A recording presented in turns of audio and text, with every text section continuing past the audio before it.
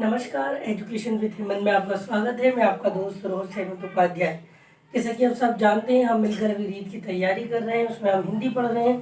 तो हिंदी में जो है सबसे महत्वपूर्ण चीज़ आती है संज्ञा। तो संज्ञा किसे कहते हैं? तो देखिए, संज्ञा को समझने से पहले संज्ञा आया कहाँ से ये समझना जरूरी है। तो संज्ञा जो है वो पद के भेद हैं। पद के 4 भेद होते हैं: संज्ञा, सर्वनाम, कर्ता, क्रिया। ठीक है। तो संज्ञा किसे कहते हैं?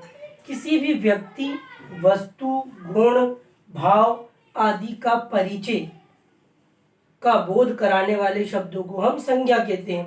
संज्ञा कितने प्रकार की होती है? ये 5 प्रकार की होती है। इसे 5 का परिचय हम समझ सकते हैं, क्योंकि ये है व्यक्तिवाचक संज्ञा, जातिवाचक संज्ञा, भाववाचक संज्ञा, समूह या समुदायवाचक संज्ञा और सबसे लास्ट 5वां है द्रव्यवाचक संज्ञा। तो इसमें यदि आप देखें तो व्यक्तिवाचक संज्ञा में क्या होता है? जिन संज्ञा शब्दों से किसी एक वस्तु, व्यक्ति या स्थान आदि का परिचय का बोध होता है, वे कहलाते हैं व्यक्तिवाचक संज्ञा। तो व्यक्तिवाचक संज्ञा जैसे कि व्यक्ति के नाम, पहला आप देखें तो व्यक्ति के नाम, व्यक्ति के नाम, जैसे आप नाम लेते हैं, कोई भी नाम, आपका नाम, दोस्त का नाम, राम, श्याम, कोई भी नाम, तो ये सब क्या होते हैं? व्यक्तिवाचक संज्ञा में। दूसरा, फलों के नाम, फलों के नाम, ये क्या होते हैं? फलों के नाम, आम, केला, कोई भी फल, ये होते हैं व्यक्तिवाचक संज्ञा। तीसरा होता है नदियों के नाम, नदियों के नाम, गंगा, जमुना, सरस्वती, कोई सी भी, ये सभी होते हैं व्यक्तिवाचक संज्ञा। चौथा, नगरों के नाम, नगरों के नाम। पांचवा हो जाता है आपके समाचार पत्रों के नाम।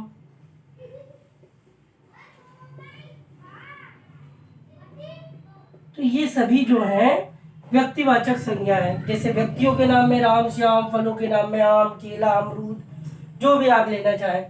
तीसरा, नदियों के नाम, गंगा, जमुना, सरस्वती, गोदावरी, जो भी नदी के नाम। नगरों के नाम, इंदौर, भोपाल, मुंबई, कर्नाटक में जैसे बेंगलोर, सॉरी, तो ये सारे ही।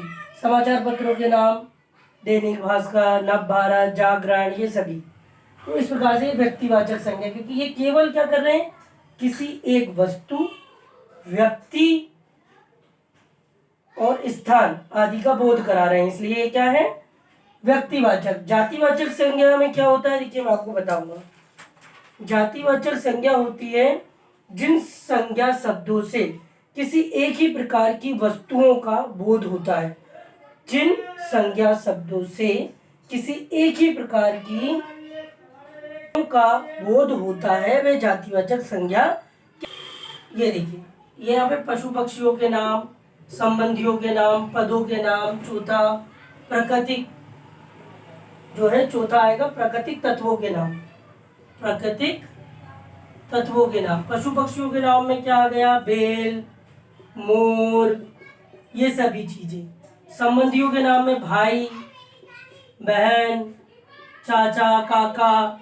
पदों के नाम में डॉक्टर, इंजीनियर और इसी प्रकार से सभी। प्राकृतिक आपदा में बिजली, बाढ़, पानी, ये सभी चीजें, ये सब का ही में आ जाएंगे। वस्तुओं के नाम में आ जाएगा मकान, कुर्सी, मेज, ये सारी चीजें, ये आ जाएंगे जातिवाचक, क्योंकि ये क्या कर रहे हैं? किसी एक वस्तु का बोध करा रहे हैं। जैसे आप कुर्सी है तो वो सिर्फ कुर्सी का बोध करा रही है, समझ रहे हैं? इसलिए ये क्या है? पॉइंट आउट हो जाता है इसमें। अब भाववाचक संज्ञा हम तीसरा पढ़ेंगे। तो भाववाचक संज्ञा में क्या होता है? जिन संज्ञा शब्दों से किसी वस्तु के दशा या व्यापार का बोध होता है, वे क्या कहलाते हैं? भाववाचक संज्ञा कहलाती है। गुण के आधार, गुण कैसे? जैसे सुंदर है, अच्छा काम करता है। अवस्था के आधार पर, जैसे कोई बड़ा है, कोई छोटा है, अवस्था ये होती है। जैसे किसी का बचपन है, किसी की जवानी है, किसी का बुढ़ापा है, ये सारी चीजें। और दशा के आधार पे, यानी कि बहुत उन्नत है, बहुत अच्छा कर रहा है, और बहुत गरीब है, ये सारी चीजें।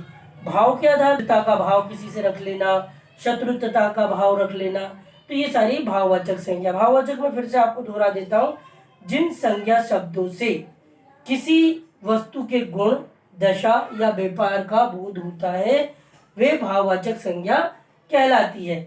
इसको हम कैसे डिवाइड कर, गुण के अर्थ में, आप दशा के अर्थ में, आप उसे भाव के अर्थ में, अवस्था के अर्थ में आप इसको डिवाइड कर सकते हैं।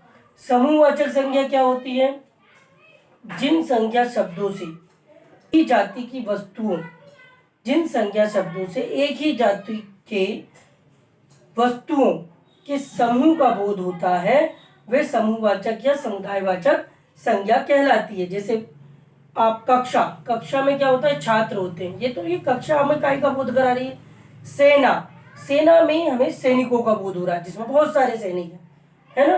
तो इसी प्रकार से कक्षा, सेना और किसी चीज का समूह, संघ, ये सारी चीजें क्या होती है, हमें ये बोध कराते हैं। बहुत सारी चीजों के लिए एक पॉइंट आउट वर्ड होता है। जैसे सेना है तो उसमें सैनिक होंगे और बहुत सारे होंगे, इसलिए वो एक सेना जो है वो कई सैनिकों का समूह होता है, इसलिए इसे समूहवाचक संज्ञा कहते हैं। हम इजी तरीके से समझे तो ये मैंने आपको बताया। सेना है तो सेना क्या है, कई सैनिकों का एक समूह, क्या है, सेना। तो इस प्रकार से आखिरी है द्रव्यवाचक संज्ञा। तो जिन संज्ञा शब्दों से किसी ऐसे पदार्थ या द्रव का बोध होता है जिसे हम नाप तोल सकते हैं परंतु गिन नहीं सकते, तो वो क्या कहलाता है, द्रव्यवाचक संज्ञा।